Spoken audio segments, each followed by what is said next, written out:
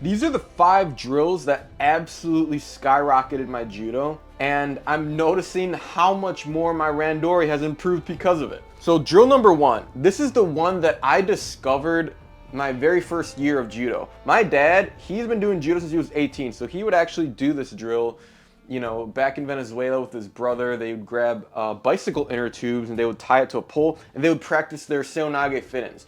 So I would do hundreds of these, both sides, left and right. You know, if you're first starting judo, just focus on your strong side. But if you're doing this exercise, it's really good to drill your left side, your weak side as well. So that's what I did. I don't want to tell you guys to do anything that I didn't do. I did strengthen my weak side along with my right side. So I recommend you guys to do both. So do 100 each side every other day.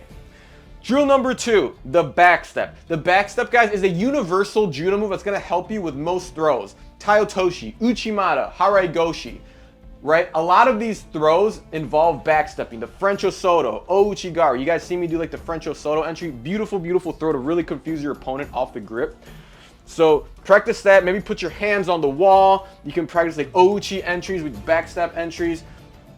Beautiful drill. You're gonna really see how this applies to just your technique to make it look more professional and less amateur, and you just polish it at home. Polish it at home. Get your footwork nice and fancy. So, you know, you show up to the dojo and people just look at you like, whoa, you improved your footwork, rather than just being like all sloppy and stiff, just like the other guys who you're competing against at the dojo. Drill number 3, guys, a grappling dummy. So practice all your throws, the main ones at least that you're gonna use, that you're really good at. Just sharpen those with a grappling dummy. So I've been doing grappling dummy training basically since year 2 of my judo journey, and it's really helped me, guys. It's really helped me take my judo to the next level, because I probably only went to the dojo like 2 to 3 times a week, but I still had a passion for improving and I wanted to get better faster. So I didn't have a partner, so the best way to really get like realistic reps was with a heavy grappling dummy. So I put a gi on it, I practiced my uchimata, and I really improved. And literally 5 months into my judo journey, I landed 2 uchimatas clean, and I got first place. So competition is something I've been thinking about recently. Probably something that I'm gonna go back into, because it's been years. I just got a couple of injuries that kind of scared me away from it, to be honest. But as of recently, guys, I've been really training a lot with my 3-4-2 method, and I've been really improving in Randori. I've been really working on my hip throws lately with the grappling dummy. Really learning how to get my right foot super deep in between my opponent's legs, which really helps, you know, lift and effortlessly throw them. My goal is to hit at least 1 hip throw per round of Randori, and that has been working pretty good, guys. And I view each Randori round as a workout. And it just pushes me physically and mentally, even when I'm tired. And that's how you gotta view judo, man. Judo is a freaking like disciplinary life self-improvement journey, bro. It's more than just techniques. The next drill, number 4, do an uchimata using a wall, right? So this is super traditional. The Japanese do it. You see Maruyama, Shono Shohei do it. But basically you balance yourself on a wall, and then you enter uchimata.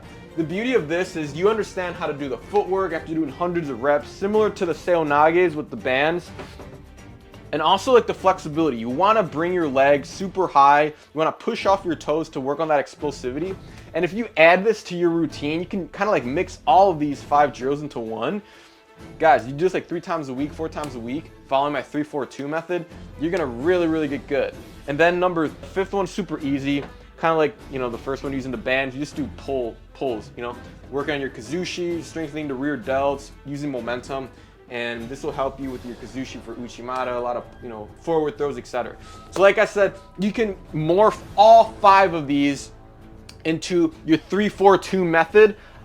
If you haven't seen my video on 3-4-2, go ahead and watch it. This is basically the judo routine that I follow every single week that gives me super amounts of sustainability, thus consistency, because it's the most realistic, you know, routine that a person could follow on top of work, etc. Where you're going to the gym 3 times a week, you're doing solo train, which are these drills, 4 times a week, and Randori 2 times a week. And the beauty is you can customize it according to your energy, your lifestyle, and how much time you have. Like if you're super tired, you don't need to solo train for an hour and do all these drills. You can just split it up into like, I would literally do like 15 minutes of throwing the grappling dummy 25 to 50 times. That's it.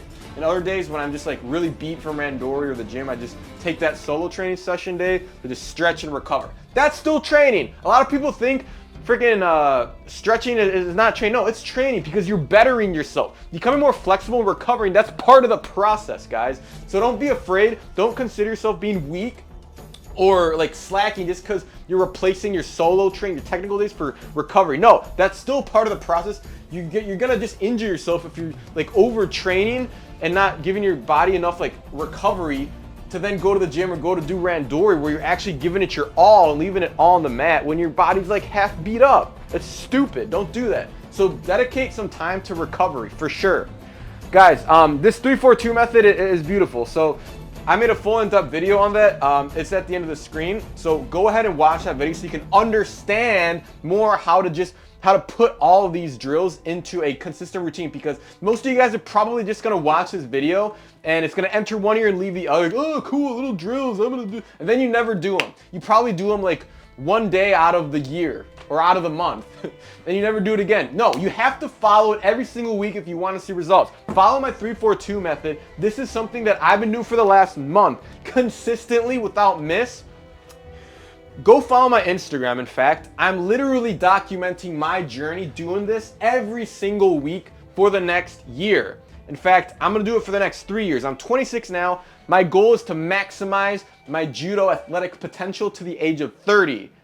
And I wanna see basically how my entire life changes. My goal is to inspire you guys. I wanna build a brand around judo. I wanna retire my parents. And this method, this whole solo training judo method, whatever, the 3-4-2 method, I'm noticing literally just in the first month how it's just impacted my energy off the mat, my confidence. Like people just like kind of gravitate toward me. They see what I'm doing on like social media. They get really inspired. Guys, just the discipline of making yourself do the work, the train when you don't feel like it after work, man, that will just apply and bleed into other areas of your life. I'm telling you, like, I've become so much more disciplined in just 1 month of following this thing. And like, I've quit a lot of my vices that were really holding me back at the beginning of the year. I've strengthened my relationship with God. My social skills have gotten better. Like my stamina physically has gotten better. My energy throughout the day, my blood circulation because of all the hard cardio I'm doing. But you know, it's self-paced. Don't push yourself. Like if you're like older and you know you're just getting started, just build your way up. All right, guys. So go follow me on Instagram. The link is in the description. I'm documenting my journey from morning to night. I'm showing you how I train, how I eat, my mindset, everything, guys. So go watch me on Instagram too, so you get a closer look how to actually do all these drills and incorporate it into your life, so you can start throwing more people in Randori and just maximize your judo potential, just like me.